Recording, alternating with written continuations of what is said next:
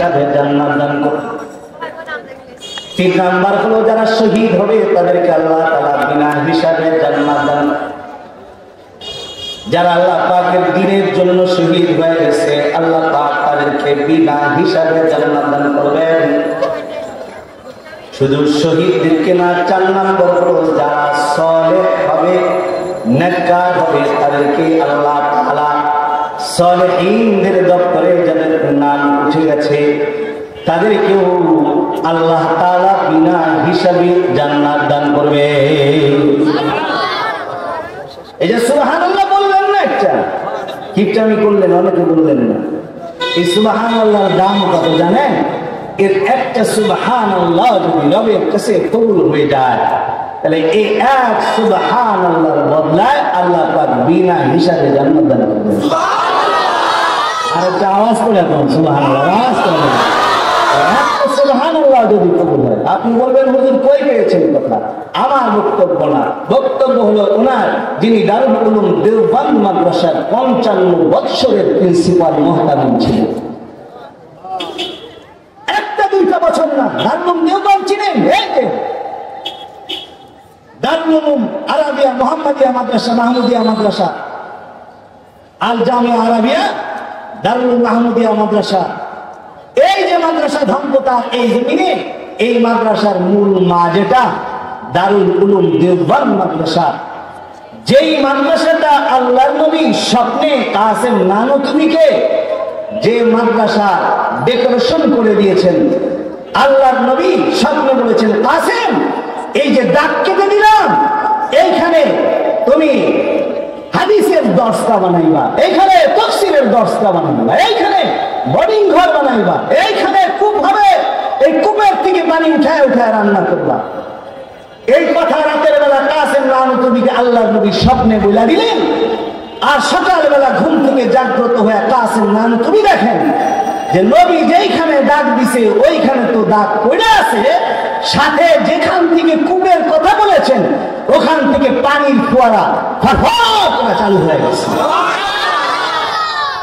যে মাদ্রাসাটা হয়েছে কাসেম নানতুমি রাহমাতুল্লাহি আলাইহি করেছেন, নিজে যে মাদ্রাসার ভিত্তি স্থাপনকারী বলেন, যে মাদ্রাসার ভিত্তি স্থাপনকারী হলেন মুনে শাহ রহমাতুল্লাহি আলাইহি, যে মুনে শাহ রহমাতুল্লাহি আলাইহি হলো হযরত মুজাফফর রহমাতুল্লাহি আলাইহির মামা।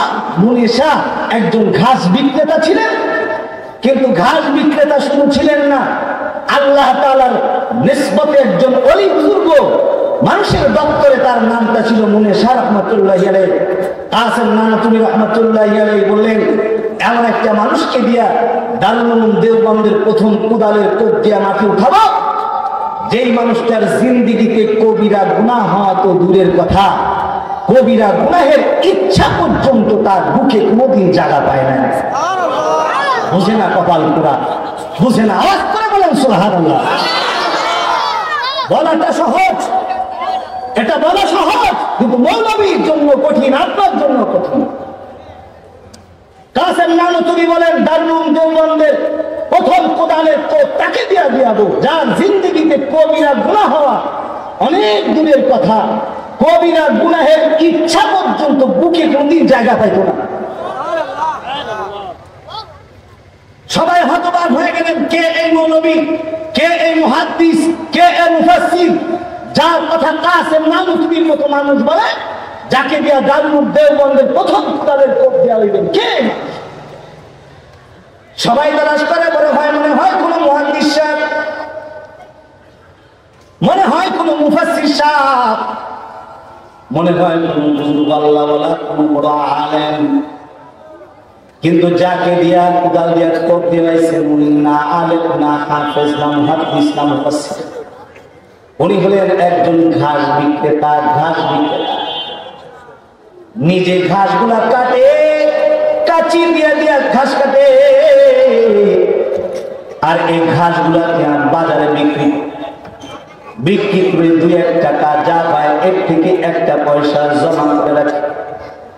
জমা কইরা বছর শেষে যে কয়টা টাকা হয় এই টাকাগুলা দিয়ে বাজার করে দারুল উলুম দেওবন্দ মাদ্রাসার শিক্ষকদের দাওয়াত করে খাওয়ায়। ভাইরা আমার, আমরা এমন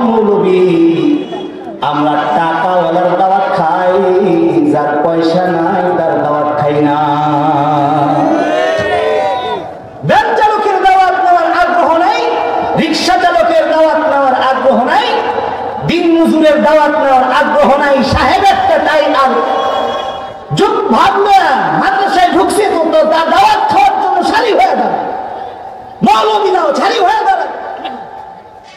আর দারুল দেওবন্দের ইতিহাস তালাশ করবো আমাদের আকাবিল মাসলাবে, যে দারুল দেওবন্দ মাদ্রাসার শিক্ষকরা মুনে শাহের বাড়ির দাওয়াত খাওয়ার জন্য বছর ধরে দিন গুনতো যে মুনে শাহের বাড়ির দাওয়াত কবে আসবে আর আমরা মেহমান হয়ে তার বাড়ি যাব। ওনাদের কাছে জিজ্ঞাসা করা হইল যে মুনে শাহ একজন ঘাস বিক্রেতা, তার বাড়ি দাওয়াত খাওয়ার জন্য আপনার দারুল দেওবন্দের এত বড় বড় মুহাদ্দিস দিন গুণের ব্যাপার কি?